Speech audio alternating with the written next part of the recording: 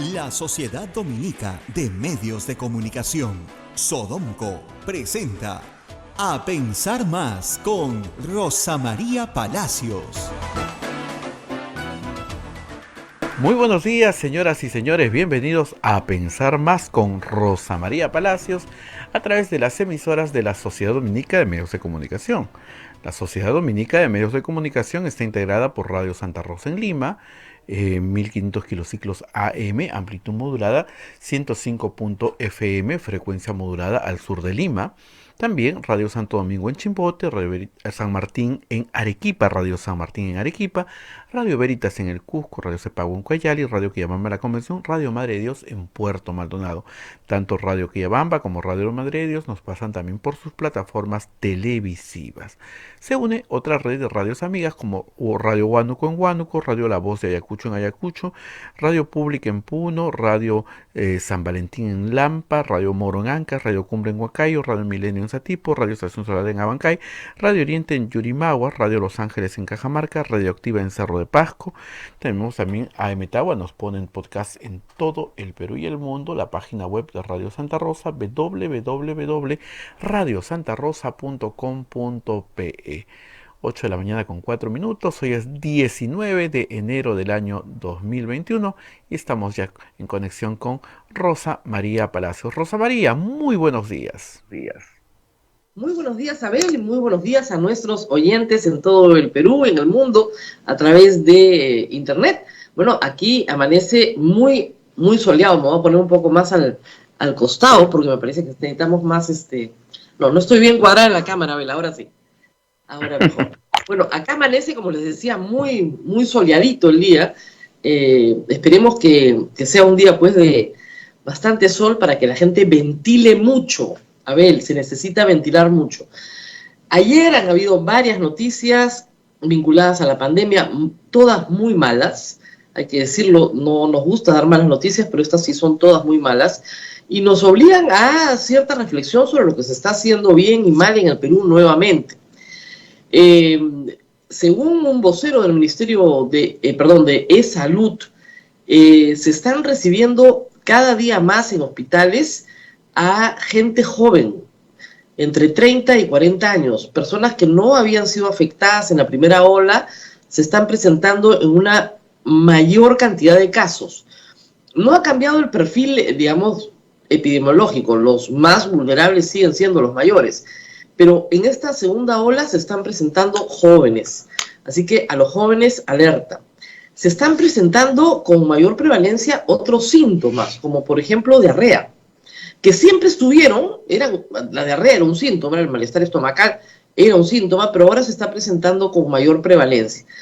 Algunos expertos señalan que esto se debe a la presencia de otras variaciones del virus, sea la variación brasileña, que todavía oficialmente no se ha detectado en el Perú, o sea la variación del Reino Unido, que sí está detectada en el Perú. Lo cierto es que está afectando a otros grupos y está afectando con otros síntomas. Pero también es evidente, como lo señalan varios medios hoy, que la velocidad del contagio, lo que se preveía de la variante del Reino Unido, ya está sucediendo y el número de contagios ha crecido exponencialmente en las últimas 2 semanas. Eso es enorme para el Perú.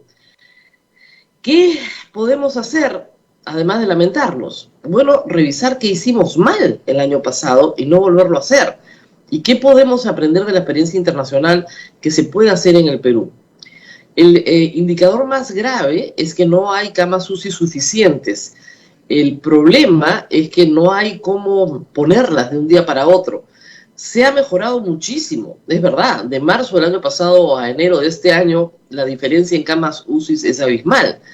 Pero ya superamos el punto de más alta ocupación de camas UCI en julio-agosto del año pasado. ¿Por qué ya lo superamos? Porque hay más camas UCI. Eso quiere decir 2 cosas. Una, o que tenemos más enfermos, o que mucha gente se quedó sin cama UCI en julio-agosto del año pasado. Pero también hay algo que decir. Hay unas 600 camas que nunca dejaron de estar ocupadas. Mucha gente ha quedado mucho tiempo en una cama UCI. Se dice que 21 días, pero no es así. Hay personas que han quedado 2 meses, 3 meses, 4 meses en UCI. Meses, hasta que lograron salir adelante. Otros no lograron salir adelante. Entonces, la ocupación de una cama UCI no es una ocupación de una semana. Para algunas pocas personas podría ser así. En este caso, la ocupación de la cama UCI es larga, y eso hace que la misma cama esté ocupada por mucho tiempo por el mismo paciente, al cual obviamente no puedes mover. Entonces tienes que tener más camas porque te llenas de pacientes y no das de alta a los pacientes de UCI. Las UCI se comienzan a saturar así, no hay altas y hay ingresos, entonces simplemente se te saturas muy rápidamente. ¿Hay que tener más camas UCI? Por supuesto que hay que tenerlas, pero mucho mejor es no contagiarse, mucho mejor es no enfermarse, mucho mejor es no llegar a un hospital. ¿Qué podemos hacer frente a eso? Lo hemos repetido tantas veces, pero hay que decirlo. El problema con esta enfermedad es que se contagia de persona a persona. Y como una enfermedad que se contagia de persona a persona, mientras más aglomerada estés con personas, en plural, con muchas personas, más posibilidades tienes de que alguna de ellas esté infectada. Mientras más grande sea el grupo con el que estés, más posibilidad tienes de infectarte. Y mientras más cerrado sea el espacio, más chico sea el espacio, más posibilidades tienes de enfermarte. Esas dos cosas hay que tenerlas presentes siempre, a donde quiera que usted va. Téngala presente en su día a día. No me puedo meter en un espacio chico en compañía de otras personas. Y claro, cuando yo digo eso, me imagino lo primero que ustedes piensan es ¿qué hacemos con el transporte público? Y es ahí donde está el principal foco de contagio. Y es ahí donde el gobierno no da soluciones, sino más bien las empeora, y veremos después por qué. El espacio público pequeño, el espacio cerrado, hace que las personas que estamos dentro de ese espacio, aunque sea por un breve tiempo, por una hora o a veces más, nos terminemos contagiando lo que respiramos, o sea, respiramos juntos. Lo que sale de nuestra respiración se mezcla con la respiración de las otras personas. Y al respirar todos el mismo aire terminamos compartiendo los virus. Esa es la razón por la cual nos resfriamos, esa es la razón por la cual adquirimos toda clase de virus. Bueno, este no es la excepción. Y este, sí, a diferencia de otros, en la variante del Reino Unido, se contagia más rápido. Tiene la posibilidad de vivir más rápido en el contagio y quedarse en usted. Ese es el problema. Y por eso estamos viendo este salto en los contagios tan grande como el que está teniendo Reino Unido. Como ustedes saben, hace 2 semanas se anunció que la variante ya estaba en el Perú, en una mujer había sido detectada. Esa señora no venía del Reino Unido, no era viajera, vivía en Lima. Por lo tanto, eso quiere decir que ya está circulando en el Perú. Basta con que encuentren a una para que se entienda que ya tiene varias semanas circulando la variante en el Perú. Y esa variante lo que hace es prevalecer sobre la otra variante, la de Wuhan, o las europeas que han venido al Perú. ¿Por qué? Porque como se contagia más rápido, ¿no es cierto?, vive en más gente. Y al vivir en más gente, prevalece sobre las otras variantes. Y eso causa un daño inmenso en el contagio, en la cadena de contagio. Entonces, ¿qué es lo que tenemos que hacer? ¿Se acuerdan ustedes de aplanar la curva? Bueno, eso es lo que tenemos que hacer. Es decir, la curva venía bajito, ¿no es cierto? Noviembre, diciembre bajito, y a fines de diciembre comienza a saltar, y ahora ya a fines de enero está absolutamente hacia arriba, bien hacia arriba. Si sigue la misma trayectoria de la primera ola, se va a quedar arriba varias semanas. Pero depende de nosotros qué tan arriba se queda. O sea, si salta muy alto, caso de la curva de Iquitos, por ejemplo, ¿no? Salta altísimo, cae a toda velocidad. Pero si salta muy alto, mata mucho más gente. Eso es lo que hay que tener claro. En esas curvas lo que ustedes están viendo es el número de contagiados. Hoy día el comercio tiene una curva muy grande en primera plana. Claro, si la curva salta más alto, es muchas más vidas perdidas. Entonces tenemos que evitar contagiarnos. Ahora, ¿cómo evitamos contagiarnos? Esto es invisible, no lo vemos. No sabemos quién está enfermo y quién no. Había la teoría de que los asintomáticos no contagiaban, como dijo la ministra después, salvo cuando hablan. O sea, claro que contagian, pues. Entonces, el asintomático, tú no sabes que tiene el virus. Y lo puedes tener en tu casa, en un espacio cerrado que tú crees que está protegido y resulta que todos están enfermos. ¿Qué hace la gente que tiene dinero hoy en el Perú? Hace rastreo de contactos privada. Entonces, un niño, mi vecino tiene COVID. Y yo sé que sus hijos han estado con mis hijos. O yo sé que sus hijos han estado con los hijos de mi vecino y mi vecino ha estado conmigo. Brevemente, largo rato, al aire libre, en fin, habría que ver que las condiciones. Pero yo sé que yo tengo un contacto con ese vecino. Si yo sé que tengo un contacto con ese vecino a través de sus familiares o a través del mismo, entonces yo me voy a tener que hacer una prueba molecular para saber si estoy infectada o no. De inmediato. Entonces, te haces la prueba molecular, tu familia se hace la prueba molecular, sale positivo, te aíslas. Cortas la cadena ahí. ¿Qué hace el Estado? El Estado detecta al enfermo de COVID cuando llega a pedir atención médica. No lo busca, lo detecta ahí. O, si éste llama, puede ir una brigada a su casa. ¿Y a quién le hacen la prueba? Al que declara tener síntomas. A nadie más. El resto de su familia no se hace prueba. Sus vecinos pueden saber o no saber. A veces no le avisa a nadie. No le dice a nadie que tiene COVID porque le da vergüenza. Porque hoy en el Perú tener COVID da vergüenza porque eres culpable de tu enfermedad. Y eso es parte de la herencia del gobierno de Vizcarra, hacerte culpable de la enfermedad. Entonces no le avisas a nadie, que es una gran irresponsabilidad porque tienes miedo, porque tienes vergüenza. Y al no avisarle a nadie, el resto de personas a las que tampoco el Estado va a someter a ninguna prueba, ni se enteran. Entonces, un mes después, en otra familia del vecindario hay otro enfermo. Y nadie sabe por qué. Nadie sabe, señor, yo no he hecho nada. ¿Cómo me he enfermado? Probablemente se ha enfermado por el contacto con personas asintomáticas que estuvieron en contacto con el primer enfermo, que no le contó a nadie y sobre el cual el Estado no hizo ningún rastreo de contactos. Ese es el problema.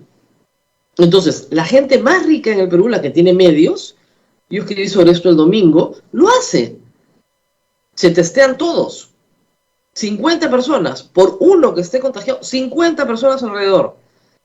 Detectan a uno, a ese uno también, todos sus contactos.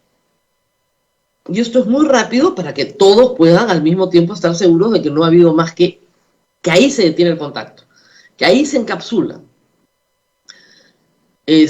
Con resultados buenos, sí, muy buenos. Pregunten en Uruguay, en Nueva Zelanda, en Costa Rica. Miran, son países más chicos, se puede hacer. Si se hubiera hecho en marzo del año pasado, hubiéramos tenido otra historia que contar.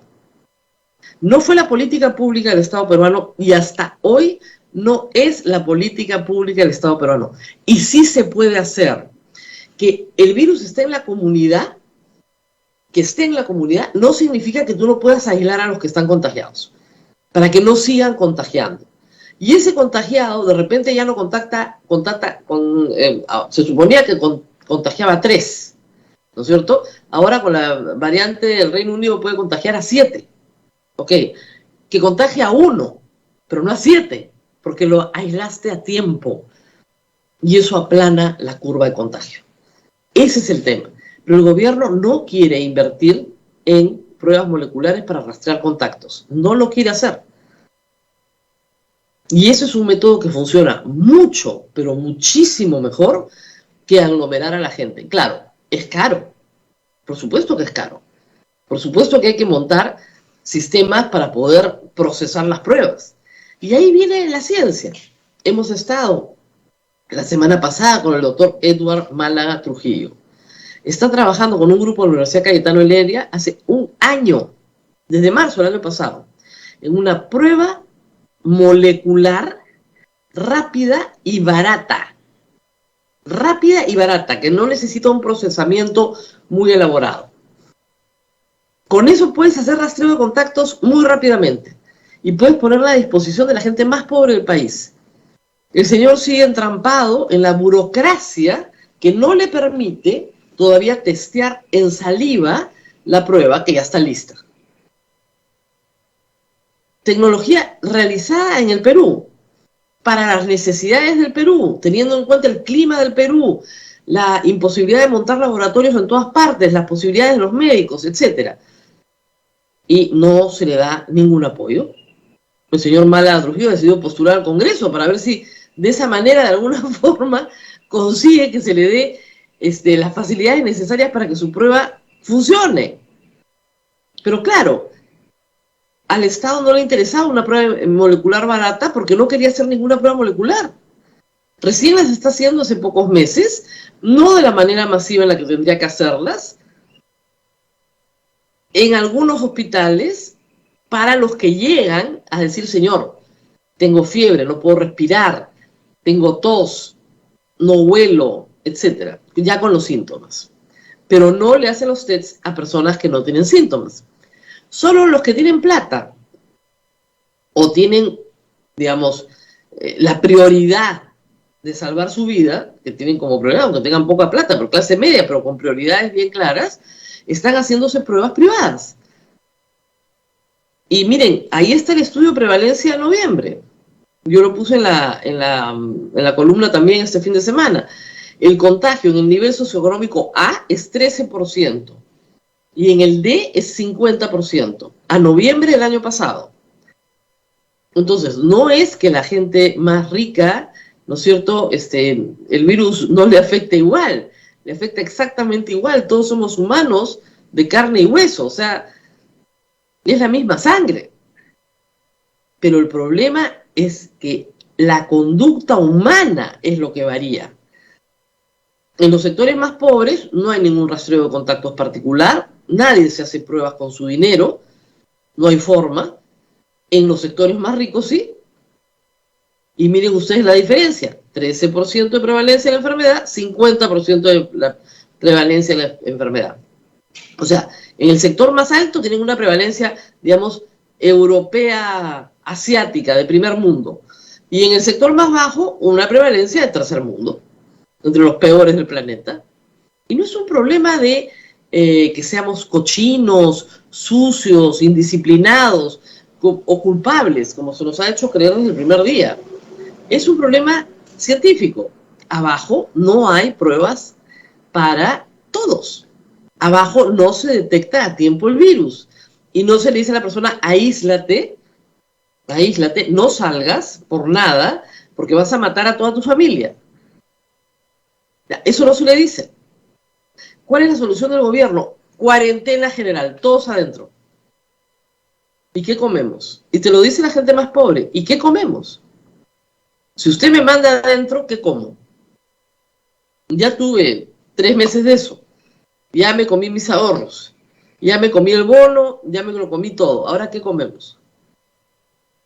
Cuando tú podrías decirle a la gente, yo no necesito encerrarlos a todos.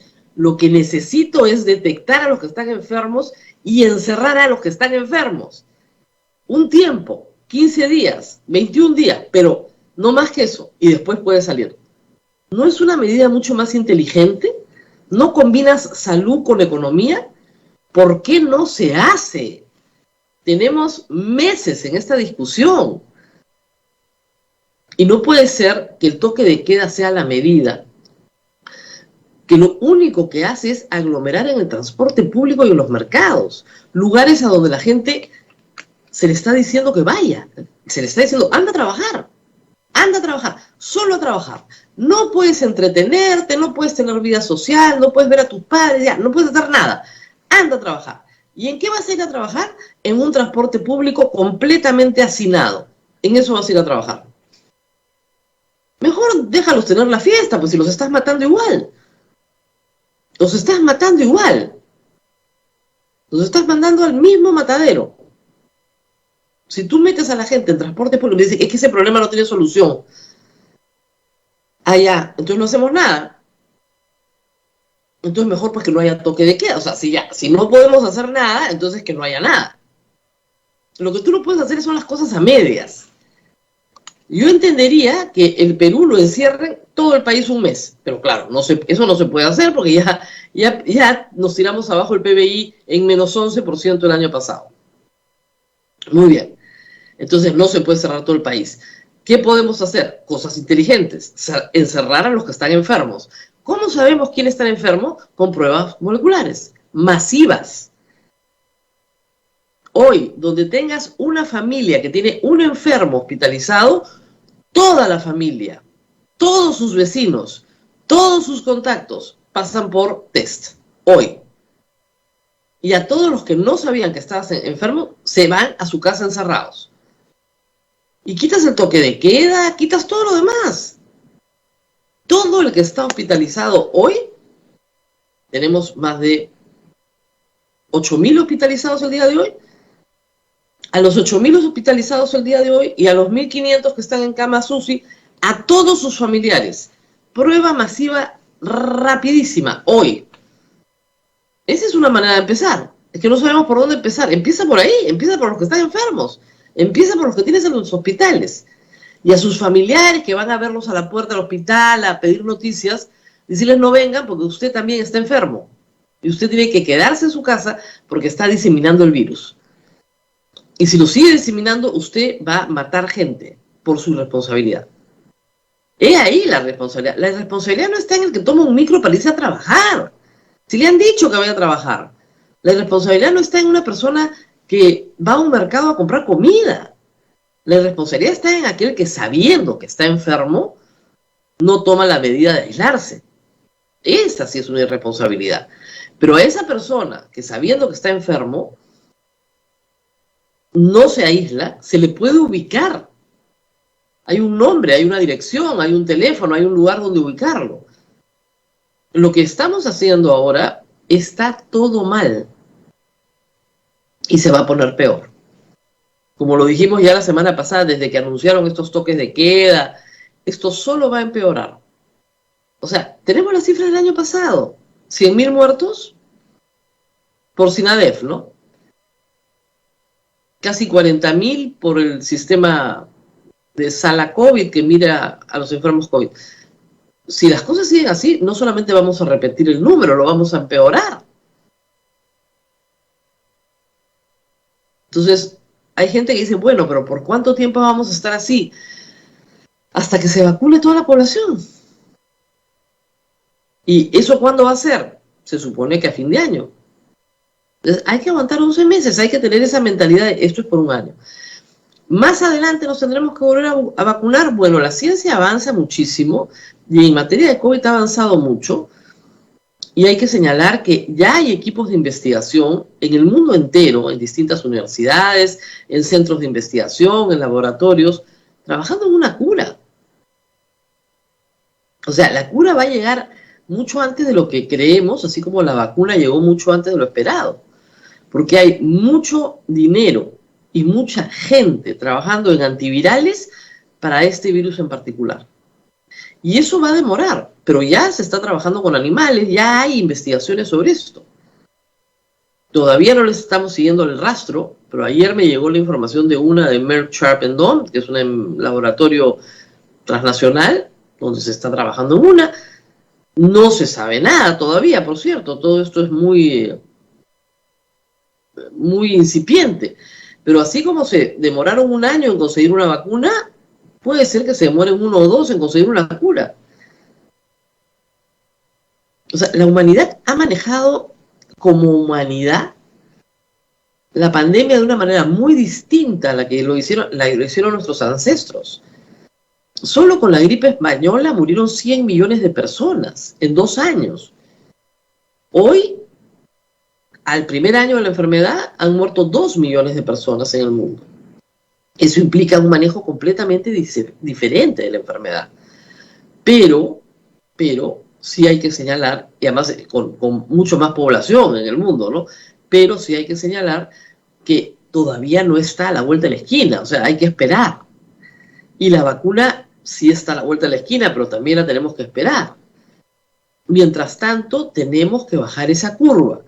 ¿Cómo bajamos esa curva? No, personalmente, podemos desarrollar la estrategia que usted más quiera, pero no aglomerándose. Si usted evita el transporte público, va a lograr un gran avance. Convenza a su empleador de que puede hacer el trabajo en remoto. Yo lo hago en remoto, por ejemplo, todas las mañanas, Abel y yo. Convenza a sus empleadores de que tiene que haber menos gente en la oficina. Que convenza a sus empleadores de tener alcohol siempre disponible, jabón siempre disponible, agua corriente para lavarse las manos siempre, entrando y saliendo todo el tiempo. Como una práctica, digamos, regular. Todo el tiempo, agua y jabón. Y trate de pasar algunas temporadas, digamos, lo más solo posible dentro de las circunstancias, ¿no? Y de esa manera usted reduce la cantidad de contactos que tiene. No es fácil.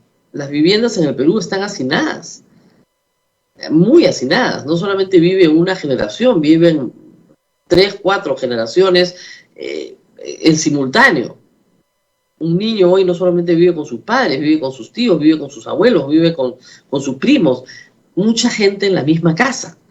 Entonces, eso hace que el contagio se extienda de una manera violenta, muy, muy, muy violenta. La enfermedad ha arrasado con familias enteras en algunos casos y en otros ha arrasado con los abuelos, con los tíos, en fin, se ha llevado buena parte de la familia, más de una persona en una familia. Hay gente que ha enterrado 2 o 3 familiares casi a la vez. Entonces tenemos que ser conscientes de que esto va a durar todavía y que viene mal. No viene mal, además, ojo, como les gusta hacer política a algunos, por las marchas de noviembre del año pasado. Viene mal porque en diciembre ya la cepa, las nuevas variantes, no se llaman cepas, las nuevas variantes ya estaban acá. Y estaban acá en medio de las compras navideñas. El problema ha sido Gamarra, Mesa Redonda, y se dijo, esas compras navideñas están fuera de control. Centros comerciales que abrieron las puertas de par en par al 60%, eso estaba fuera de control. Pero luego se aplican medidas, y las medidas no pueden ser aglomerar más a la gente, pues. Muy bien, Abel. No son las mejores noticias, son muy malas noticias, pero tenemos que hacernos la idea de que esto va a ser todo el año. Y que no vamos a volver a la escuela ni a la universidad muy pronto. Eso hay que tenerlo en consideración. Y obviamente... Sí, Rosa María. Sí, Abel. Bien, no, ya que tocaste el tema de la escuela, la iglesia siempre haciendo aportes. Me ha llegado un banner. La iglesia de Iquitos, el Vicariato Apostólico de Iquitos, está tratando de comprar 7.500 radios para regalarle a los niños, porque muchos de ellos no han podido seguir clases y quieren que lo sigan a través de la radio. Y son radios solares, o sea, no van a necesitar ni pilas.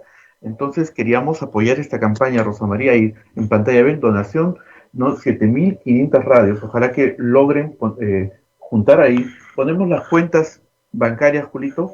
Perfecto, ahí está. Y ojalá que la gente pueda ayudar y pueda colaborar con el Vicariato Apostólico de Iquitos. Recuerda que ellos fueron también los del oxígeno. Ustedes pueden ver en el banner cómo es una radio solar. Tiene una célula ahí chiquita, pero lo suficiente como para poder prender el radio. Y necesitamos radios que no tengan pilas. Es una gran idea del Vicariato Apostólico de Iquitos. ¿Por qué? Porque estos niños tienen que seguir estudiando todo el próximo año. Y si no llegan a la escuela, ¿cómo vamos a hacer? 2.500 radios ya conseguidas, que quieren llegar a 7.000 radios para niños y adolescentes puedan acceder a Aprendo en Casa. Miren, algunas personas critican Aprendo en Casa, ¿no? Hay algunos niños en el Perú que ni siquiera tienen un radio para escuchar Aprendo en Casa. Estamos tratando de conseguirles un radio para escuchar Aprendo en Casa. Por supuesto, para escuchar otras cosas más. Pero si ustedes pueden ayudarnos, sería importantísimo. Porque en Iquitos, ¿qué hay? Hay sol. Entonces, ¿cuál es la fuente de energía que podemos privilegiar? La solar. Las pilas son caras, contaminan, es un problema, ¿no es cierto? No hay dinero para estar comprando pilas cada vez que se acaba tienes el radio muy bien y las pilas cuestan.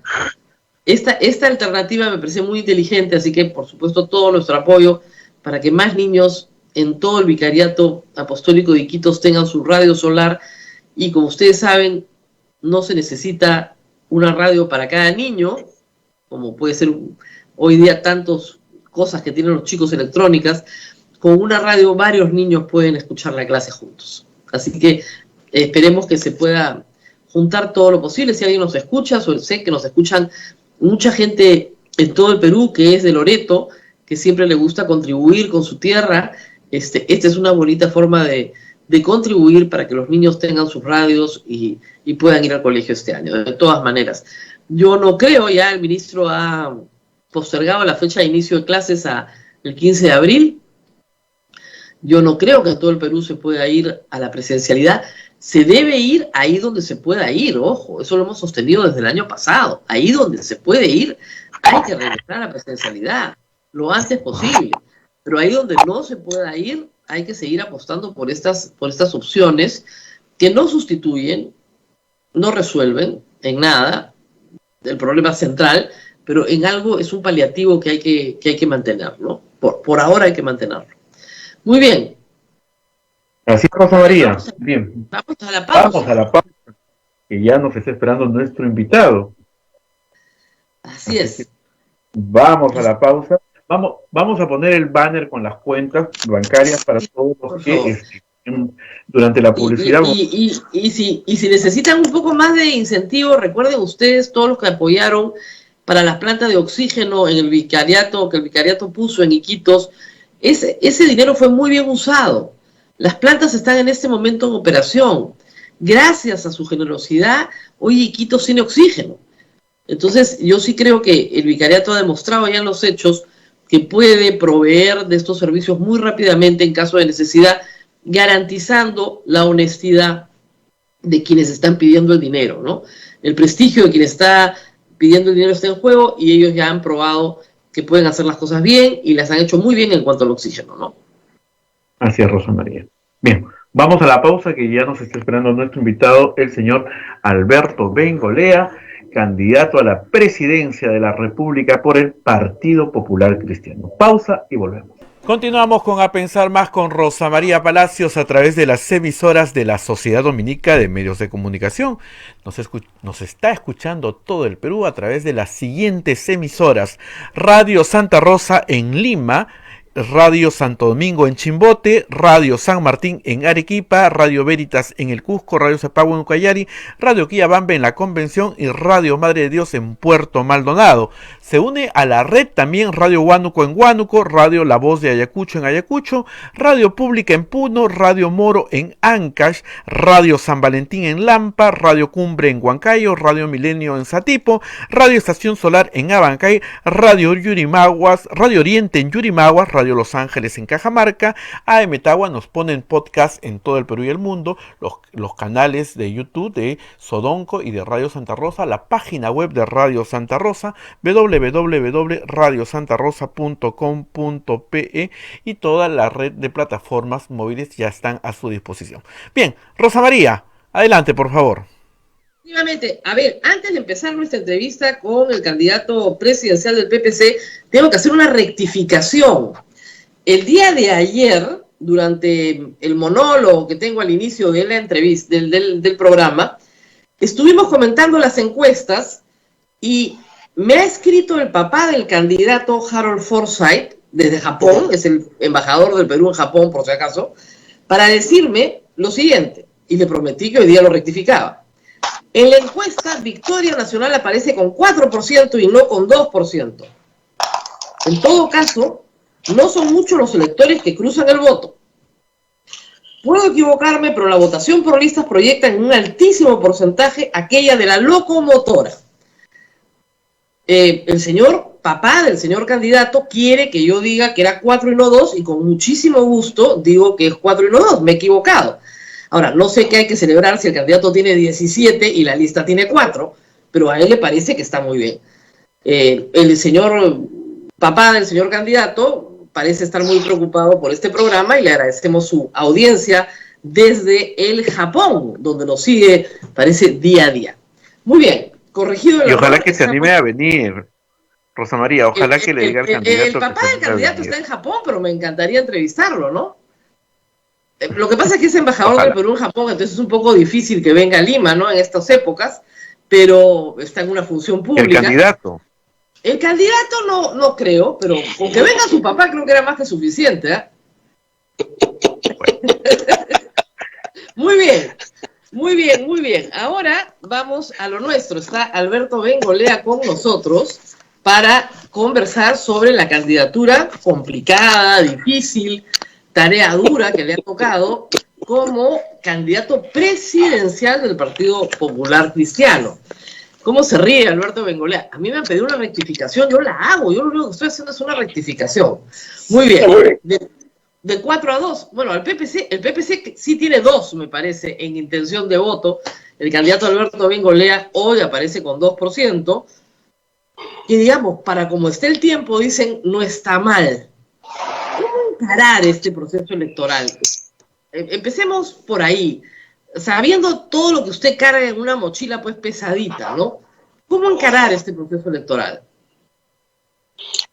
¿Cómo está, Rosa María? Primero, muchas gracias por la invitación. Para mí siempre es muy grato estar contigo y saludando a todos los seguidores de tu programa. Y un saludo hasta Japón a Harold, que tienes razón, él debería ser el entrevistado, ¿no? Es el candidato real.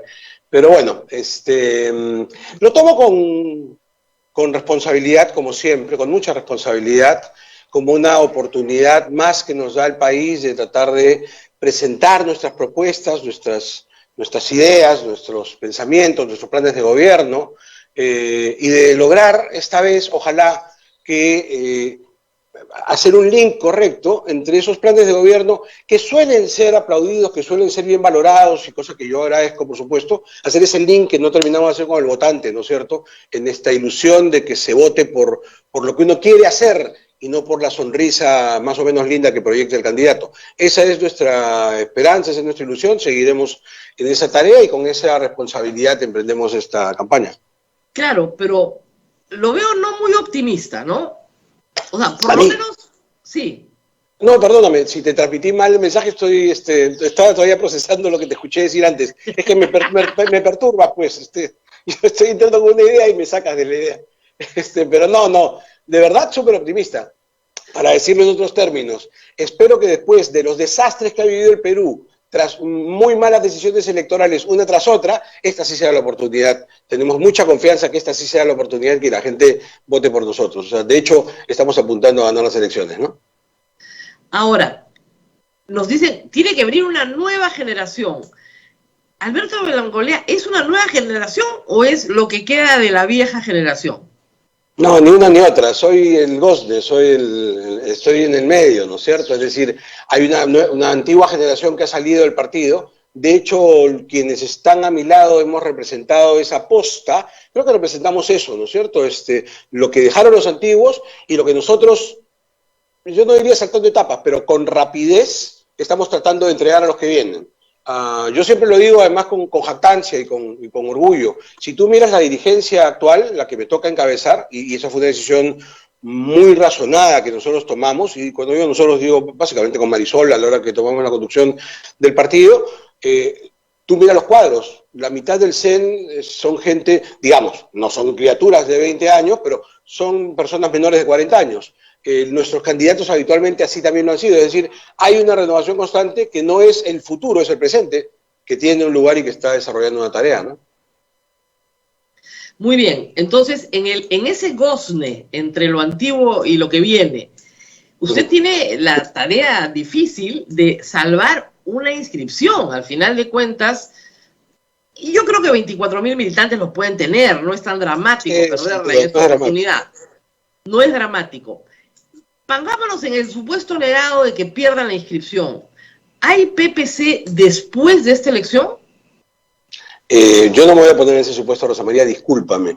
Yo creo que hay PPC para mucho tiempo porque miro las juventudes del PPC. Yo creo que hay representantes del pensamiento social cristiano para mucho tiempo porque veo a los jóvenes que tienen años preparándose en esa tarea. No tengo ninguna duda, ¿no? que esto va a tener todavía mucho tiempo más y no lo comparo en función a una elección o a lo que venga. Tengo fe plena en el futuro del PPC. Somos un partido con pasado, pero lo más importante es que somos un partido con futuro.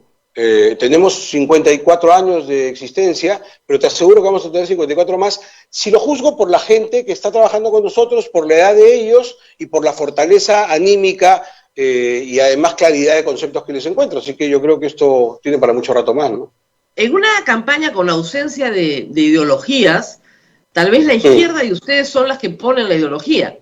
Pero hace unos días conversé con Pablo Secada en una entrevista muy divertida, la verdad, donde él me decía que en el fondo, o sea, el social cristianismo fue diseñado pues en Alemania de la posguerra, ¿no? ¿Qué le puede decir a un joven peruano pues en el siglo XXI conceptos extraídos además de la doctrina social de la Iglesia, que ha cambiado mucho también? ¿Qué mensaje, y si quieres ya ideológico, le puede dar a ese pequeño núcleo duro, a ese núcleo líderes dentro del partido o chicos jóvenes que quieren ingresar a renovar el PPC? No, como un paréntesis previo, ahora escuchándote, hay quienes me han dicho que no diga chicos. Yo cuando digo chicos lo digo con mucho cariño. Cuando digo chicos estoy hablando de repente de alguien de 40 años, con el mayor cariño. Soy consciente que a los 40 años o a los 30 años inclusive, una mujer y un hombre están listos para afrontar cualquier tarea de la vida, ¿no es cierto? Como nosotros lo estuvimos cuando tuvimos esa edad. Pero yo de cariño les seguiré diciendo chicos. Pues, mi hijo mayor tiene 34 años, así que para mí son chicos. Con cariño, ¿ok? Ya. Establecida esa diferencia, yo sí creo que hay mucho que decir, Rosa María. La construcción económica del socialcristianismo es en la Alemania de la posguerra, pero la construcción filosófica del socialcristianismo comienza, si quieres, no vamos hasta los evangelios, ¿no? Pero digamos, formalmente comienza a finales del siglo XIX. Entonces, es una tarea y una construcción que se da a lo largo del tiempo, no es un pensamiento anquilosado para una realidad concreta. Nace con la revolución industrial de finales del siglo XIX, es verdad, se actualiza económicamente con las circunstancias de la crisis alemana de la posguerra y de dotar a los ordoliberales de aquel entonces de la antropología cristiana que entregaba todo su pensamiento, ¿no es cierto? Y el día de hoy sigue nutriéndose permanentemente con la realidad y con las apuestas que se hacen permanentemente, desde el aporte laico de diferentes personalidades, en el PPC somos los representantes del Perú, hasta el aporte continuado de la Iglesia. Francisco ha hecho, dentro de lo mucho que ha escrito, 2 encíclicas monumentales, una sobre el medio ambiente y la otra, Fratelli Tutti, que nos posiciona el pensamiento social cristiano en el medio del pensamiento actual. ¿Y por qué? Y con eso respondo a tu pregunta. Porque el socialcristianismo no es una receta de tareas de gobierno no, es una lista de principios en el fondo. De principios, como se dijo desde el comienzo, ¿no es cierto?, que alumbran y que son, por tanto, permanentes y que alumbran cualquier realidad social, que nos permiten mirarla con determinados ojos y afrontarla de determinada manera. Los principios son inalterables. Nosotros defendemos, yo por lo menos, principios en los cuales creo. Y en este momento, y con eso concluyo, más que nunca, porque he dicho y sostengo en esta conversación contigo, que la gran crisis peruana, la crisis económica del Perú, la crisis social del Perú, la crisis laboral del Perú, todas esas crisis peruanas tienen su origen en una enorme crisis de valores, en la que hemos ido entrando cada vez más y que es cada vez más profunda. Por tanto, la gran bandera que yo quisiera levantar en esta campaña, y si lo quieren los peruanos en los próximos 5 años, es una campaña de recuperación de valores. Eso es lo que tiene que hacer el Perú como sostén de todo lo que venga de cambio, porque si nosotros entramos ese chip, vamos a luchar contra la corrupción, contra la crisis económica, contra el tema laboral. Necesitamos ir otra vez a esa gran campaña de recuperar valores, porque los estamos perdiendo, y no es ahora, viene de tiempo atrás. Así que yo creo que en cuanto a la defensa de la democracia, el PPC tuvo una trayectoria enorme en esa materia. Sin embargo, desdibujada en este último quinquenio. Todavía sigue creyendo que no debió disolverse el Congreso y sigue creyendo que el 9 de noviembre no hubo un golpe de Estado en el Perú. Sí, no voy a cambiar acá porque crea que eso es lo que me conviene, ¿no es cierto? El público de Rosa María piensa lo contrario a ti, Alberto, entonces conviértete en Vizcarra y di lo que quieran escuchar. No, ese no soy yo. Tú conoces mis ideas, de hecho hay posiciones discrepantes en el interior del partido, que yo las respeto profundamente, pero lo que dije está escrito y está ahí grabado y yo sostengo mis ideas. Te expliqué en su momento por qué las estaba sosteniendo y las mantengo. Sí creo, indiscutiblemente, que no debió haber vacancia presidencial, eso que quede claro, no nos vayamos a confundir. Lo creo y lo dije con anticipación y está escrito felizmente. Tú buscas mis redes sociales, no solamente lo dije yo, sino que además lo dijo el partido. Hicimos un pronunciamiento público días antes de la vacancia advirtiendo que esto sería un desastre y que no lo hicieran, pero no había representación parlamentaria del PPC. Si hubiera habido, seguramente hubiera sido distintas las cosas. Tengo bastante fe en ese sentido. Nosotros en el PPC nos hemos distinguido, antiguamente hubo una chapa para aquella bancada de la DC todavía, éramos ¿cómo le llamaban? La notable minoría, ¿no es cierto? Creo con jactancia también que mientras ha habido congresistas del PPC, ha habido siempre una voz orientadora que ha controlado cosas, y a mí me tocó verlo en vivo e indirecto cuando éramos 5 nada más en ese congreso. Entonces, pero esta vez no se dio, no estábamos allí, dijimos nuestra palabra, lo advertimos en contra, pero bueno, se dieron las cosas, ¿no?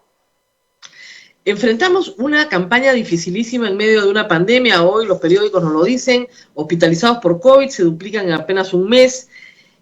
Ayer el experto, el señor Loredemola, Marco Loredemola, con un gráfico muy claro diciendo en 12 semanas vamos a estar en el pico más alto y en 12 semanas tenemos que ir a votar.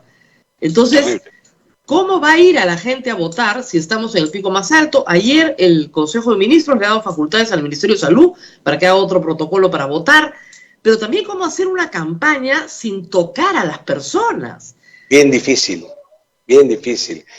sobre todo para una persona como yo que soy tan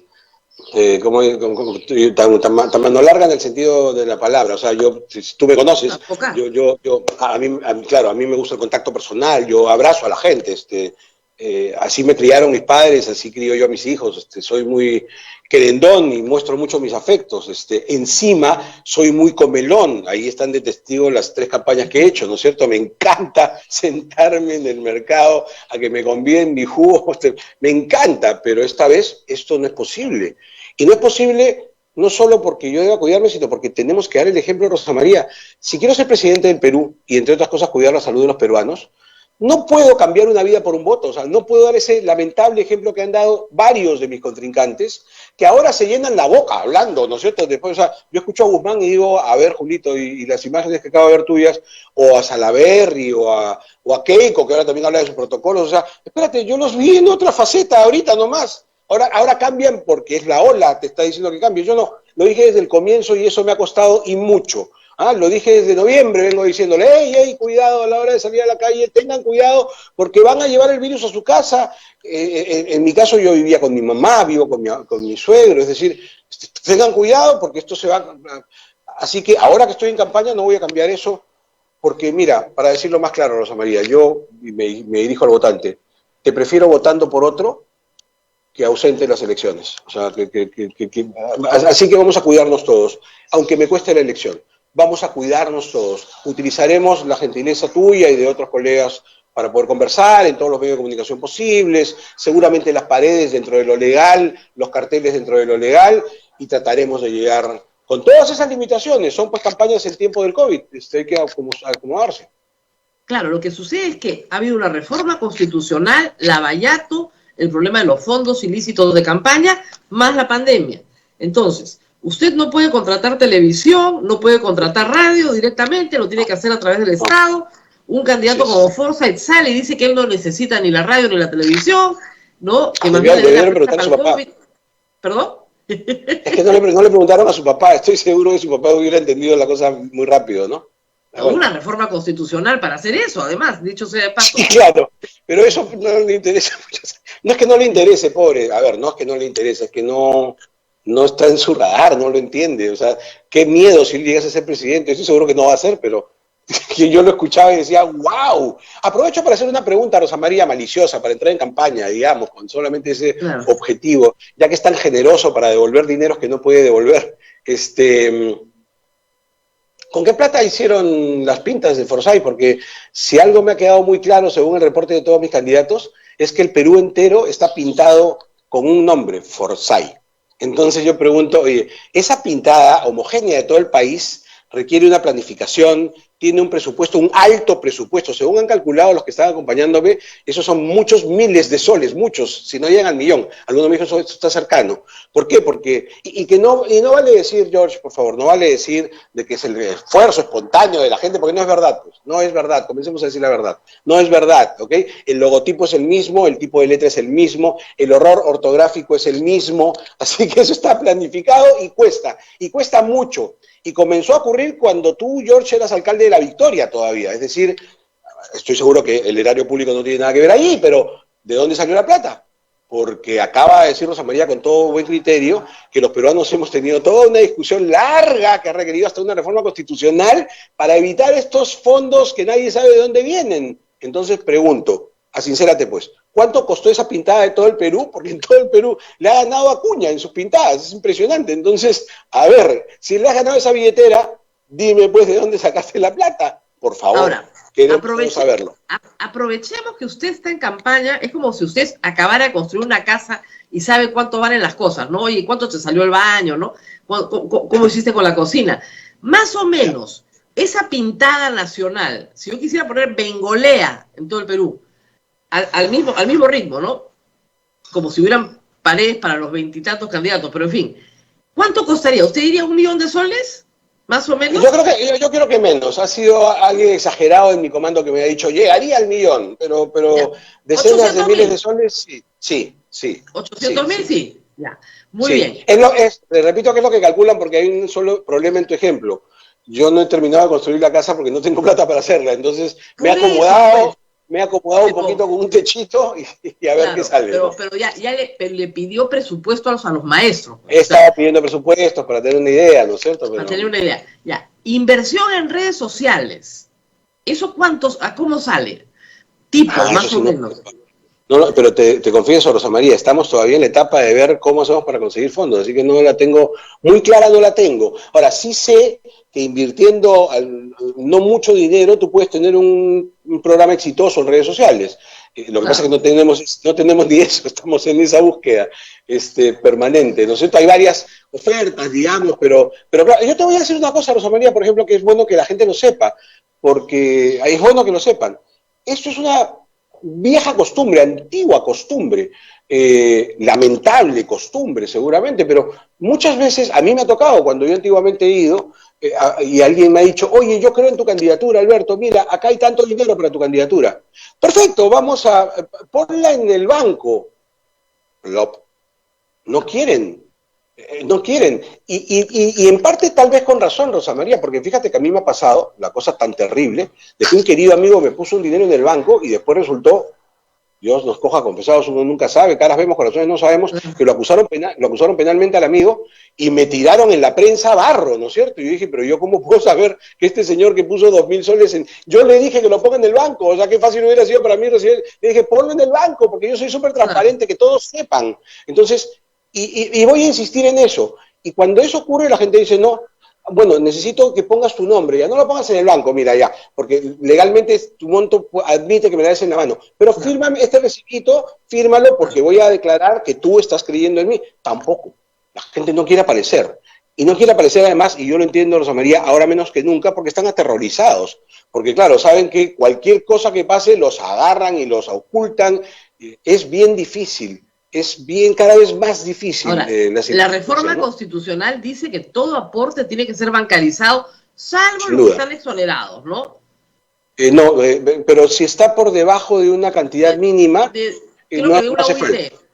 Claro, sí, debajo de exacto, por debajo de una UIT. Pero me pasó a mí, Rosa María. Yo en la campaña pasada, porque, eso dice la ley, pero yo antes que lo diga la ley, ya bancarizaba mis aportes, ¿ok? Y cuando la ley dijo por encima de una UIT, los aportes míos, que son discretos, amigos que me dicen, oye, yo tengo 1.000 soles, 2.000 soles, Les digo a todos, bancarízalo, ponlo en el banco, mira esta cuenta, ahí ponlo. Siempre lo hago.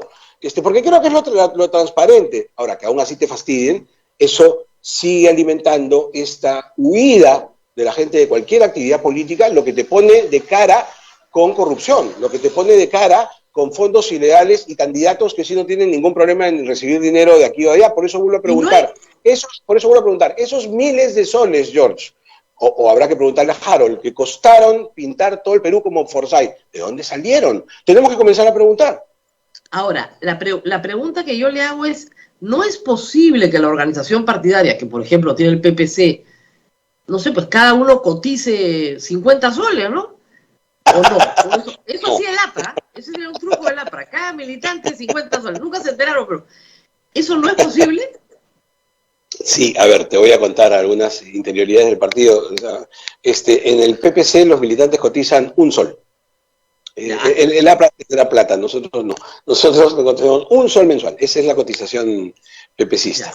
Y es muy claro, esto además lo puedes descubrir en cualquier club en el cual tú puedas participar, es bien difícil la cobranza, aunque sea un sol. Claro. Entonces, es durísimo. Mejor súbanlo a 10 soles para que tenga algún valor la cobranza, ¿no? Es más fácil, no, pero nosotros decimos, pero paga el año, o sea, es más fácil pagar 12 soles, ¿no? Pero bueno, pero además es una aportación, o sea, no es es un aporte, y bueno, no nos alcanza eso. En este esfuerzo de cobranza hemos logrado poner la casa en orden. Cuando yo alguna vez he dicho, y a ti te he dicho cuando asumí la presidencia del partido, esto es verdad, Rosa María, cuando nosotros llegamos al partido se debía luz, agua, teléfono, o sea, nos debíamos todas las cifras, todo estaba en rojo, o sea, era alarmas, teníamos anuncio de desalojo, era terrible el asunto. Entonces lo pusimos hoy día están las cifras en azules, no nos sobra un real, pero por lo menos cumplimos y honramos la mayoría de hay algunas que están siendo trabajadas todavía porque son deudas de antaño. Entonces, y ahí ha tenido especial mérito Marisol Perestello, que es la encargada de la Secretaría General del Partido y que se ha encargado un poco más de estas finanzas, ¿no es cierto? Todos los días me requinta porque me dice que esa tarea no le gusta. Gracias, entonces, Marisol, públicas, pero... Explíqueme cómo va a ser una campaña sin plata, sin gente que cotiza del partido, que puede poner el hombro, tampoco. Sin contacto físico con la gente, porque ya por último usted se va a un mercado, pues no, eso es gratis, no, tampoco. ¿Ya? ¿Cómo va a ser la campaña? A ver, perdón porque me estaban acá escribiendo, va a ser como lo estamos haciendo en este momento, conversando contigo, conversando con periodistas, difundiendo todo lo que se pueda en redes sociales, ciertamente caminando el país porque quiero hacerlo, ¿no es cierto? Pero no para convocar a nadie, no para convocar plazas, para tener las reuniones que haya que tener, si es posible al aire libre y con toda la distancia social del caso, y buscando el efecto multiplicador del boca a boca, del tú a tú. Ciertamente también va a haber alguna cotización partidaria.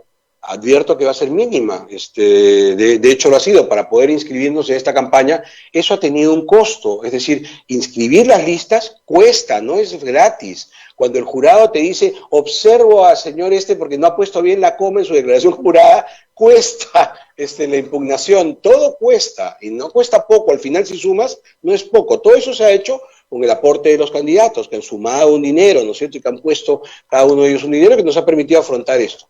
Pero de aquí para adelante seguiremos dependiendo de la buena voluntad de los candidatos, de aquellas personas que quieran ayudarnos y que entiendan que los tiempos políticos han cambiado y que no está mal que aparezca tu nombre, que es honroso que aparezca tu nombre porque es una forma de decir, yo me comprometo con mi país, yo creo en esta opción y por tanto la ayudo. Como no tengo tiempo ni ganas de postular, por lo menos colaboro con estos soles para ayudarlos, ¿no es cierto? Entonces, es así como se va a hacer la campaña, no hay otra. Muy bien, entonces vamos a los temas más de fondo. Me queda clarísimo, usted ya ha sido congresista, que su partido no va a promover leyes inconstitucionales, porque creo que la Constitución sí la tiene bien clarita, sabe que por ley no se cambian contratos, que no tiene iniciativa de gasto. Otros no lo saben, pero usted sí lo sabe, me queda claro. Y otros lo saben, y otros lo saben y no les importa, que es lo más dramático.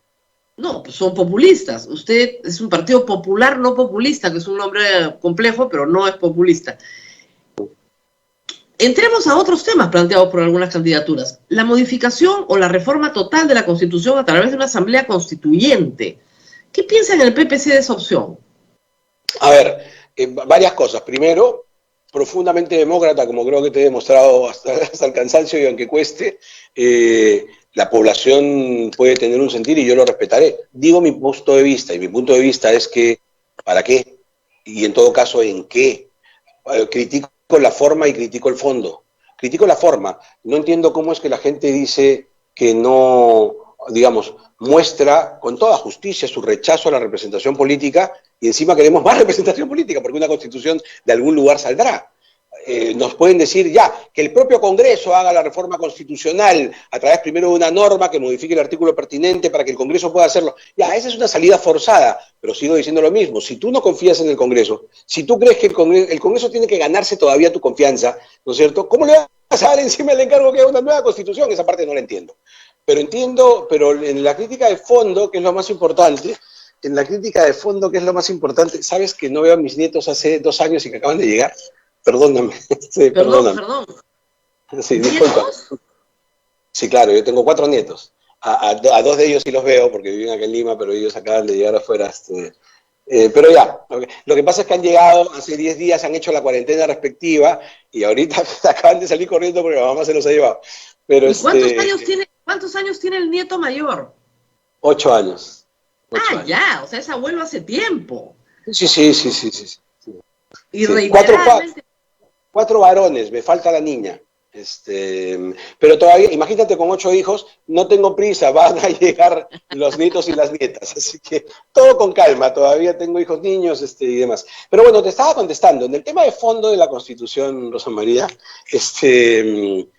la pregunta es ¿para qué? ¿No es cierto? Si tú me dices, oye Alberto, hay que hacer modificaciones al capítulo de la Constitución política, ¿no? O sea, hay que hacer reforma política, no tengo ninguna duda. Sí, Rosa María, eso te lo firmo, sí. Hay que hacer reformas en el tema económico. A ver, dime en qué parte. Bueno, porque... Verónica Mendoza quiere eliminar el rol subsidiario del Estado. Pues Verónica Mendoza quiere llevarnos, Verónica Mendoza le encantaría probablemente, no quiero caricaturizar, pero ella representa el pensamiento comunista. Y tú acabas de decir, ¿no es cierto?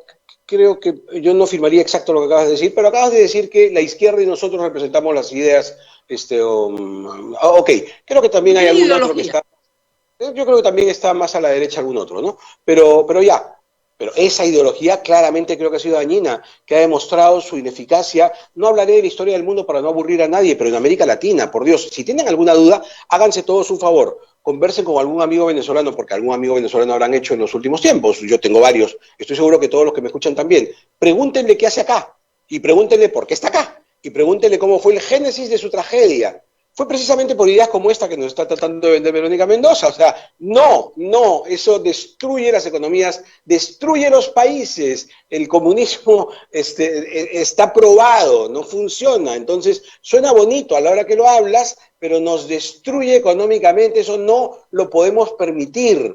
Es decir, creo que esta campaña tendría que servir también para que con toda dureza lo digamos y con el mayor aprecio a la persona. Yo a Verónica Mendoza compartí bancada con ella, es decir, estuvimos juntos en el Congreso, ¿no es cierto? No tengo ninguna animadversión personal, pero creo que las ideas que representa son fatales y no podemos dejarla que avance, ¿no es cierto? Y vuelvo otra vez, una vez más, cuidado con el chavismo que está presente y que sigue buscando en dónde meterse. El Perú es hoy una oportunidad. Ahora, temas sociales. Pablo Secada fue muy abierto al matrimonio entre personas del mismo sexo, incluso muy abierto al tema del aborto, despenalizándolo por lo menos. Me dijo que no representaba la opinión del PPC, se cuidó de decirlo, pero se lo pregunto a usted, en este tipo de temas sociales, matrimonio igualitario. Represento la opinión del PPC. Matrimonio no, nosotros estamos de acuerdo con la unión civil, creemos en los derechos de las personas. De la unión civil sí, del matrimonio igualitario no. En el tema del aborto no estamos a favor del aborto, defendemos la vida en toda circunstancia.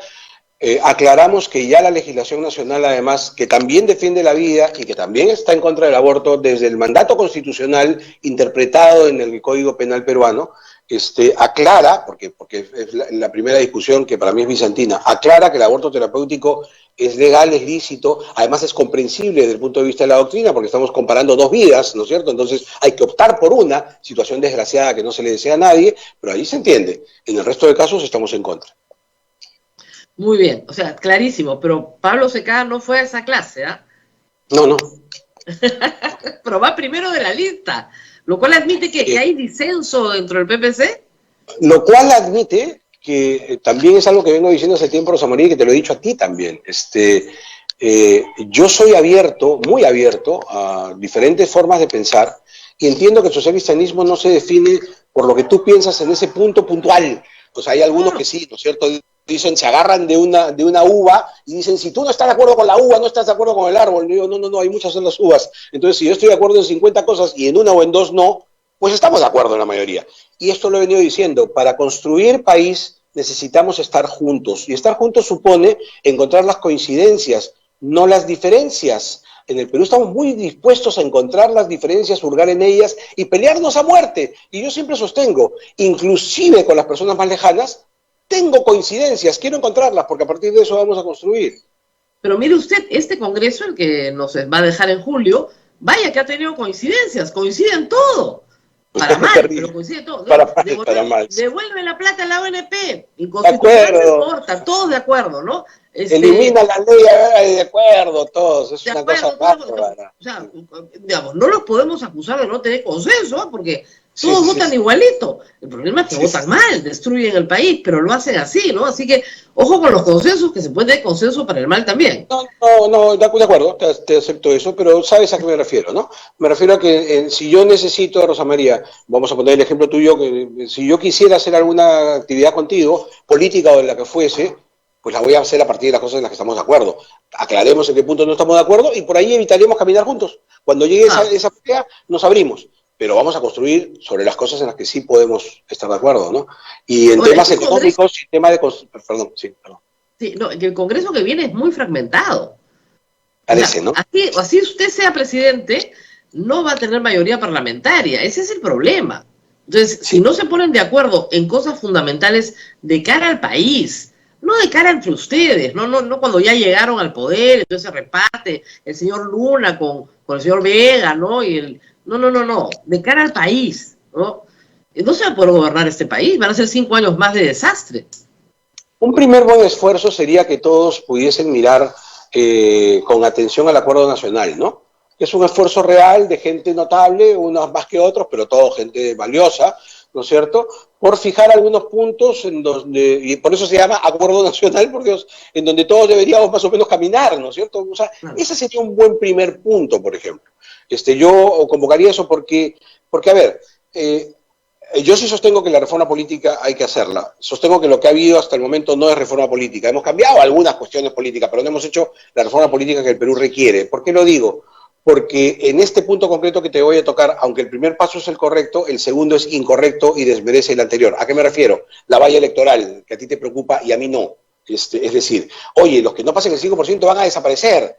¿Y eso está mal? No, eso está muy bien, porque lo que está mal es que tengamos más de 20 candidatos presidenciales, eso está pésimo. Eso muestra nuestra subcultura política, eso muestra nuestro subdesarrollo político. Entonces necesitamos ser menos. Como no lo entendemos y tenemos cada vez más George o más Julitos, ¿no es cierto?, o más Hernandos, que levantan un día y dicen, yo quiero ser presidente, buscan un vientre de alquiler y ya está, tenemos 30 candidatos mañana. Como eso no lo logramos, entonces vía ley, pues vamos a reducir partidos. El segundo paso está mal, porque como ahora 24.000 firmas, una organización como la nuestra la puede conseguir, ¿no es cierto? Entonces, te corres el riesgo de otra vez llegar dentro de 5 años otra vez con un montón de partidos. Tal vez ya no 20, pero todavía muchos. Entonces, señor Rigolea, no creo que los demás puedan reunir 24.000 firmas. Bueno, ok. Yo creo que sí, pero dejemos esa discrepancia un ratito abierta. Mire lo que han sido las elecciones internas. No han ido ni a votar. Ahí está también clarísimo. También es verdad. También es cierto, sí. Pero bueno, lo que quería apuntar, que no era en todo caso a este punto discordante, y este es un buen ejemplo de la práctica a la que te refería. Dejemos esa discrepancia un ratito para llegar al punto. ¿Cuál es el punto? Que necesitamos tener menos, ser más concentrados, porque si tenemos tantas opciones, primero vamos a elegir un presidente que podría llegar muy debilitado, y acabamos de vivir un quinquenio de espanto con un presidente que estaba debilitado, no muy debilitado, pero debilitado en su arranque. Podemos llegar ahora a un presidente muy debilitado, entonces tenemos que acortar eso. Y segundo, porque podemos llegar a un Congreso muy fragmentado, y eso no es bueno. Entonces, yo tengo la ilusión que esta reforma política, tú tienes más fe que yo en eso, sí logre dentro de 5 años acomodar las cosas. Ok, listo. Entonces tenemos la enorme responsabilidad, quienes estemos ahora, a nosotros nos va a tocar en la presidencia y al resto en el Congreso, que ojalá no sea muy fragmentado, la enorme responsabilidad de llevar este quinquenio la nave de manera muy distinta a lo que ha ocurrido en los 5 años que han pasado. Tratando de construir, tratando de generar opiniones razonables. Piense lo complicado que va a ser. Nosotros teníamos fe que este nuevo Congreso, inspirado más o menos en esa sensación en ese mandato de la población, que fue, por favor, orden y apoyo al Ejecutivo para terminar de hacer, y más con una pandemia, ¿no es cierto?, han sido unos irresponsables absolutos. O sea, el grado de irresponsabilidad del Parlamento es de terror.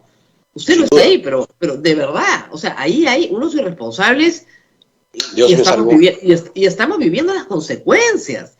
Tenemos una segunda ola que viene ahorita embalada. ¿Qué harían ustedes, por ejemplo, si usted fuera el presidente hoy? No le digo al señor Sagasti que llega de una manera tan accidentada, pero usted es elegido presidente el 28 de julio.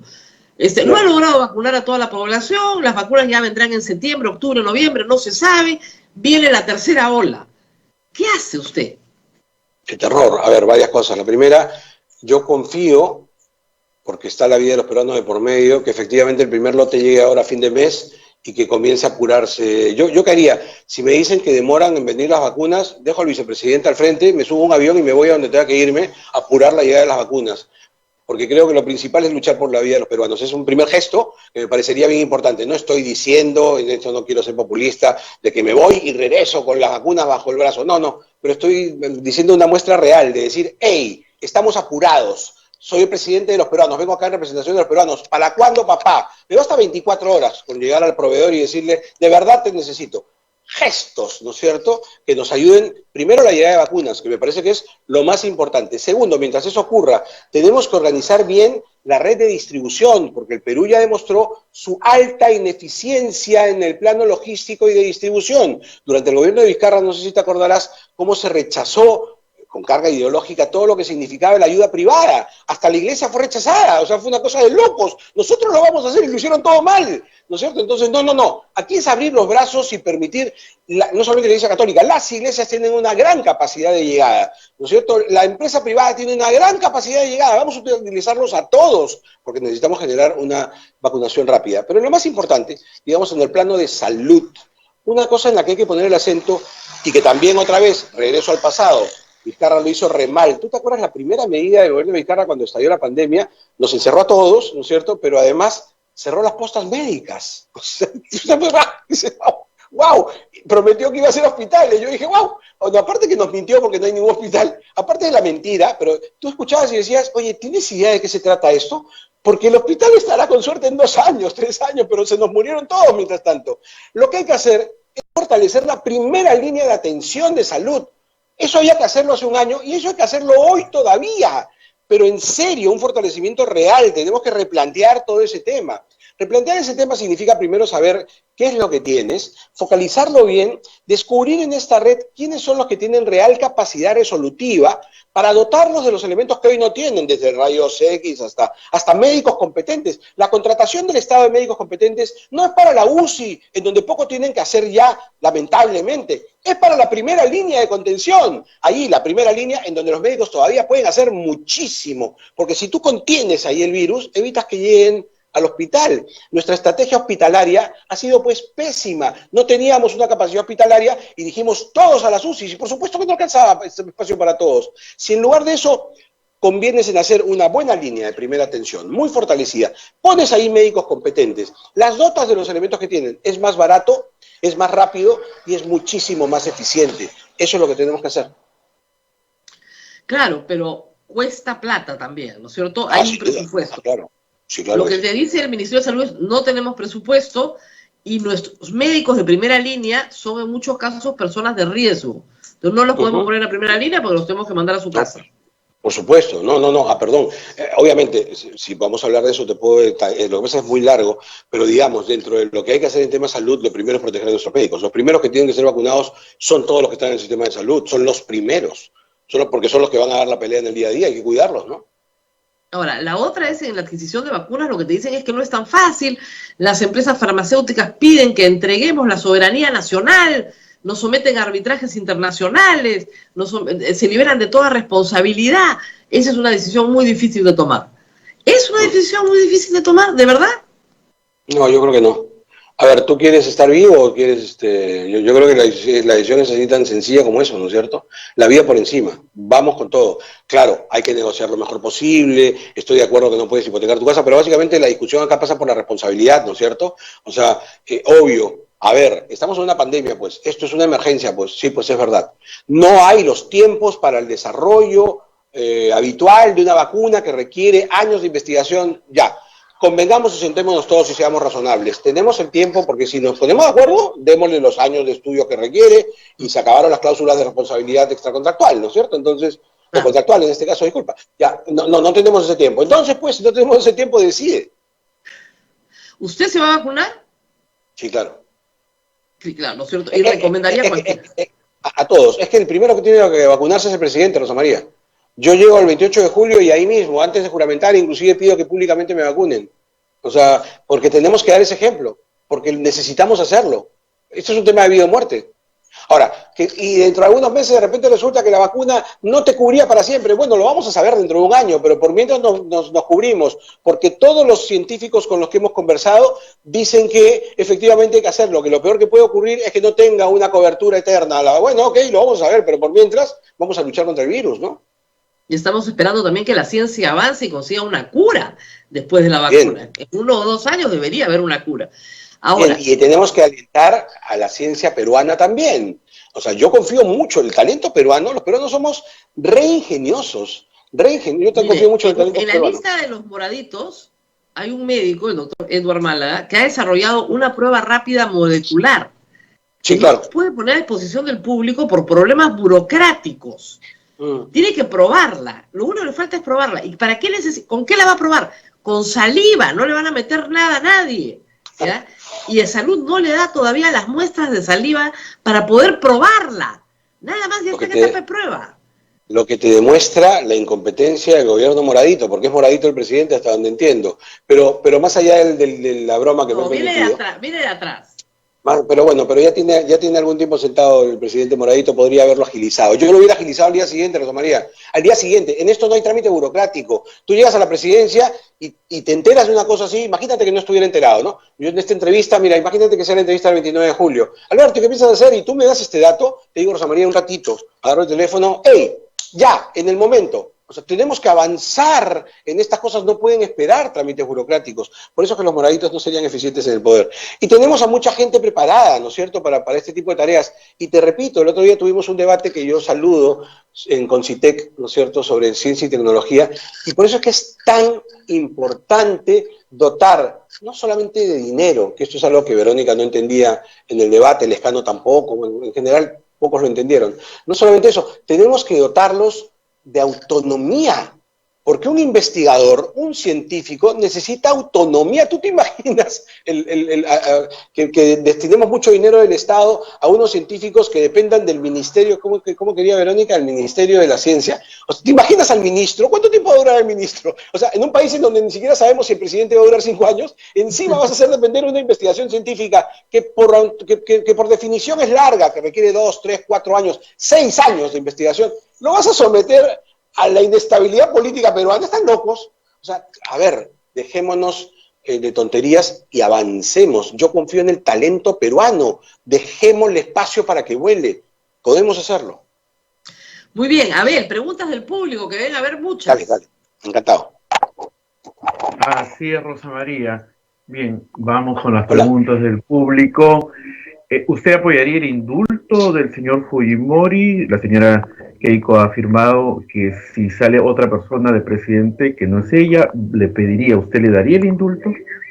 Si hubiera razones humanitarias, a él o a cualquiera. Por razones humanitarias, de verdad, sin discusión. No me va a temblar la mano, a él o a cualquiera. Le pediría al ministro de Justicia que rápidamente actualice esos legajos para saber de verdad si es que hay alguna persona que lo requiere. Pero si no, no. La justicia peruana ha tomado una decisión y no hay más que decir ahí. Y lamento que se politice el tema otra vez. Lamento que lo esgriman a favor algunos y lamento que lo esgriman en contra otros, porque ya había otros que dicen, los llamo a todos para que firmen. No, no, no. Esa cultura del odio tampoco me vas a ver alineado en esa línea. O sea, yo soy una persona de derecho, creo en él y mi respuesta es a partir de él. Pero tampoco me vas a ver en la línea de los que odian. No, no, no, no, no. No. Hay que cumplir las normas, yo las voy a cumplir. ¿Fortalecería la SUNEDU? ¿Perdón? La SUNEDU. Fortalecería sin ninguna duda. Sin ninguna duda. Eso no quita algunos puntos discrepantes que yo tengo. ¿Con qué? Con la composición de SUNEDU. Yo he criticado desde siempre que a pesar que eso no nos ha pasado factura, yo añado la palabra todavía, porque la SUNEDU tiene una composición desde mi punto de vista demasiado estatal. Entonces yo le quitaría eso. Lo mismo que acabo de decir para CONCITEC vale para la formación universitaria. O sea, yo sí creo que hubo una revolución en Córdoba, ¿no es cierto? Yo sí creo en la autonomía universitaria, en la que no creía ninguno de los que estuvieron conmigo en aquel debate congresal. Pero salvo ese detalle que yo modificaría, ¿no es cierto?, para darle más seriedad hacia el futuro, claro que hay que fortalecer SUNEDU, pero sin duda, y al mismo tiempo, hay que fortalecer la tarea del Estado. ¿En qué sentido, Alberto? En que ha sido muy cómodo para el Estado en los últimos tiempos levantar la bandera de la formación universitaria persiguiendo a privados, que está muy bien que lo haga, porque manga de sinvergüenzas que han estafado a la población con falsa educación. Pero a ver, al Estado no le toca ese papel persecutorio. Le toca, sí, está bien, pero lo que más le tocaría sería levantar el nivel de la universidad pública, por el amor de Dios, porque los chicos que llegan muchos a esa mala educación privada es porque la universidad pública, no toda, pero muchas, no les da la posibilidad de una correcta educación. Esa es la responsabilidad del Estado. Yo quiero comprometerme, yo quisiera ser el presidente de la educación, en serio te lo digo. Sabes, Rosa María, hemos compartido en algún momento espacio. Yo soy profesor universitario hace mucho tiempo, soy un universitario de toda mi vida, estudié mi carrera, estudié la maestría, estoy estudiando el doctorado, todavía estoy en cuarto ciclo del doctorado en la San Marcos. O sea, no me recuerdo fuera de la universidad. Desde mis 18 años no me recuerdo fuera. Entonces creo en la universidad. Me había olvidado de hacer un disclosure. Alberto Bengolea y yo somos profesores del mismo curso en la Universidad Católica. Pero él lo enseña mejor, él tiene sus hinchas también. No, está bien, pero no. Pero este semestre, pero virtualmente no. No, ahora no. Ahora estoy enseñando historia de las ideas políticas en la San Martín.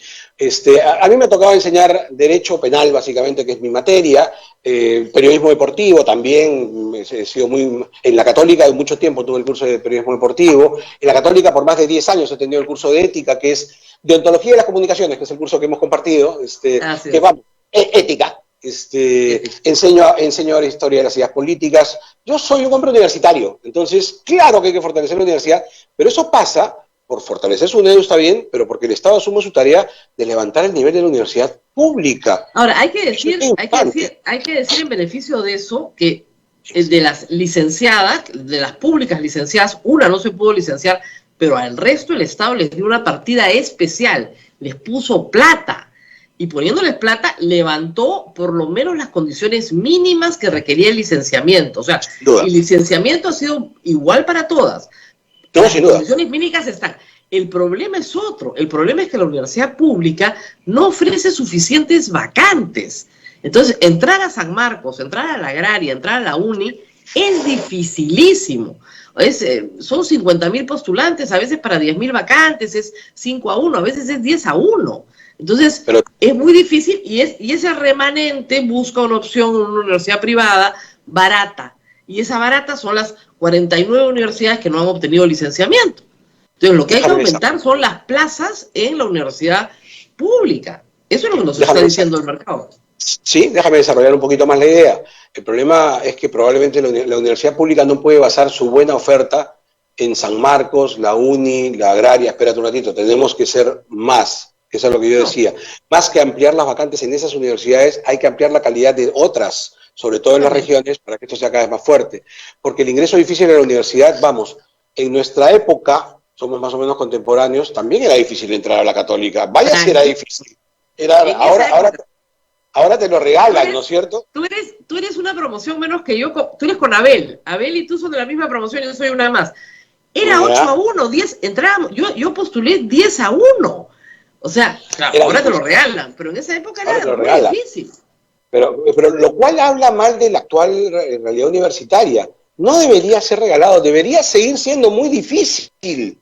Porque vamos, por eso tenemos el nivel de profesionales que estamos comenzando a tener, lo digo con mucho cariño, pero es que enfrentémonos a la realidad. Tenemos una sobrepoblación de abogados, entonces claro, tú dices, caramba, hay que generar trabajo para ellos, pero tú hablas con muchos de esos abogados y dices, ay, ¿por qué estudiaste? ¿Dónde estudiaste? Entonces, y estoy diciendo abogados porque tú y yo lo somos, para que ningún otro se sienta tocado.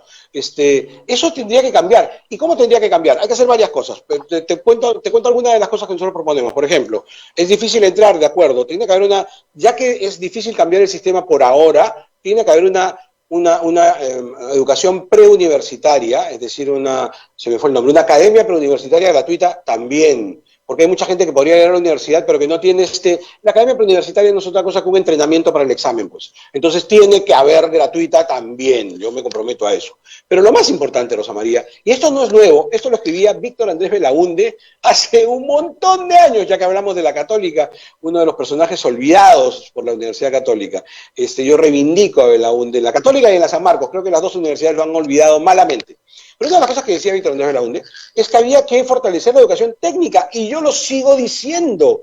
La cantidad de plazas técnicas que requiere el Perú y que son hoy día cubiertas por personal extranjero, porque en el Perú no los tienes, y después generas el rechazo de la gente que dice, hoy, pero esta empresa extranjera contrata extranjeros. Claro que los contrata porque aquí no hay con esas capacidades, y tú tienes una persona que se formó técnicamente en 1 o 2 años, y que gana mucho más dinero que un profesional que se la pasó 5 años estudiando una carrera a medio pelo y que no encuentra chamba. Entonces, la chamba es otro compromiso que yo tengo. Yo quiero trabajar para generar trabajo. Hay que generar chamba buena, eficiente. Y eso pasa no por obligar, pero sí por persuadir. Esta información hay, Rosa María. Yo me acuerdo del Ministerio de Educación en la época que yo era congresista, tenía información más o menos actualizada de las carreras que requería el Perú, de dónde podías encontrarlas. Eso tenemos que fortalecerla. Un chico de quinto y media debería tener esa información a la mano para tomar buenas decisiones. Bueno, se nos acaba el tiempo. Abel, una última pregunta. Sí, solamente la última. El 11 de enero, tanto la República como el Comercio sacaron lista de congresistas cuestionados. ¿Ha podido revisar esa lista? En la República salió un congresista, creo que fue de Cajamarca, el señor Marrufo, y en el Comercio salían 6 congresistas cuestionados. ¿Ha revisado, ha hecho bien el filtro de sus congresistas? Sí, lo hicimos lo mejor posible, como siempre lo digo, lo mejor posible, pero lamentablemente todavía hay espacios en donde se te cuela por todas partes, ¿no es cierto? O sea, ¿qué puedo hacer yo frente a una persona que te dice, hey, no tengo nada, dame una declaración jurada y firmada, ¿eh? Ok, correcto. Igual no te creo, tráeme tus antecedentes. Te traen todos los antecedentes limpiecitos. Igual no te creo. Te filtro por la ventanilla única que habilita el Estado. A ver, Estado, dime. Y el Estado me dice, no tiene nada. Ok, te inscribo. Plac, una investigación periodística y resulta que tenía tal cosa. Ya, ¿qué más puedes hacer? Ahora, ahí hay que separar la paja del trigo también. Es un trabajo de filigrana y decir, mira, sí, es verdad, esta persona tuvo esta situación con la justicia, ya le cumplió, ya pagó, lo declaró también. Ojo, en los casos que tú estás mencionando, están declarados, en su declaración está declarado, yo tuve esta dificultad, acá está. Y bueno, después la gente decide si vota o no vota, ¿no? Gracias. Eso bueno, muy bien, muchas gracias Alberto de Bengolea por estar con nosotros el día de hoy.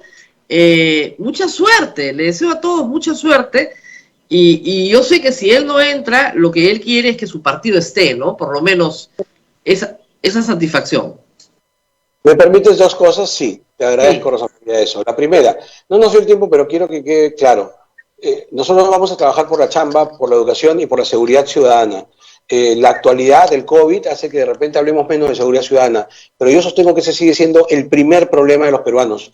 No podemos salir a la calle tranquilos. En el Perú entero los robos son cosas de todos los días, estamos espantados. Si tú te vas a la frontera es una coladera, y no está mal que recibamos a nuestros hermanos con los brazos abiertos, pero por lo menos nombre y apellido, digo yo. O sea, el Estado no puede seguir haciendo este papel de mirar para otro lado, y la crisis criminal continúa en el Perú. Cuando fui congresista me siento muy orgulloso, Rosa María, de una norma, de las muchas que generé, pero la creación de CONAPOC. No lo estamos usando. El Congreso Nacional de Política Criminal tiene harta información de cómo combatir el crimen. Yo quiero combatir el crimen, así que eso queremos hacerlo. Y lo último, en el momento de la despedida, yo quiero agradecerle a Julio Guzmán porque aceptó mi pedido para debatir. Así que estoy esperando ahora que me ponga la fecha, nada más, porque primero a poquitos aceptó, le costó y hasta que aceptó, ya está. Ahora me dijo ya dónde va a ser, bestial, quiere que sea en Trujillo, estupendo, a donde quiera. pero virtual, pues, ¿no? Obviamente. Ya. No tengo problema. Porque por último, si nos vamos a ver a distancia, no tengo problema, Rosa María. Ok, Julio, sigo esperando que pongas la fecha y la hora. Voy a seguir esperando. Pero quería hacer la referencia, porque en esa invitación incluimos a Keiko Fujimori. Julio Guzmán ha dicho públicamente que Keiko ha dicho que no quiere debatir con él. Yo le digo a Keiko, de repente si quieres debatir conmigo, o sea, con alguien tienes que debatir, sería bueno intercambiar ideas. Y también he dicho públicamente que si Keiko, que es la representante de la derecha peruana, no quiere debatir, invitamos a Verónica, que es la representante de la izquierda peruana. Hemos hecho la invitación abierta a Verónica Mendoza. Verónica, súmate. Me parece haberle entendido a Julio Guzmán que quisiera que haya un tercero. Perfecto, que sea Verónica Mendoza, o quien quiera. Muchachos, amigos, vamos a debatir. Pero debatir no quiere decir pelear, que nadie se asuste. Vamos a exponer ideas. Hagamos un ejemplo de esta campaña, que es una campaña en donde expongamos ideas y que la gente decida informar. Vamos a hacerlo, los invito a hacerlo, ojalá que se sumen. Muy bien, muchísimas gracias Alberto Bengolea por haber estado con nosotros. Nos tenemos que despedir, mucha suerte. Gracias a todos los que han participado en las redes de la radio para poder poner sus preguntas y será hasta pronto. Estaremos seguramente con otros miembros de la lista también del PPC al Congreso. Muchas gracias por eso. Nos vamos, gracias al candidato, nos vamos rapidito, Rosa María, nos hemos sobrepasado el tiempo, así que muchísimas gracias. Mañana otro candidato, estamos tratando de que sean pues candidatos presidenciales y al Congreso de todos los partidos posibles. Así que nos vamos, Rosa María. Estamos tratando, que nadie falle. Muy bien, hasta mañana. Chao, chao. Hasta aquí, A Pensar Más con Rosa María Palacios. Este programa fue producido por la Sociedad Dominica de Medios de Comunicación, Sodomco.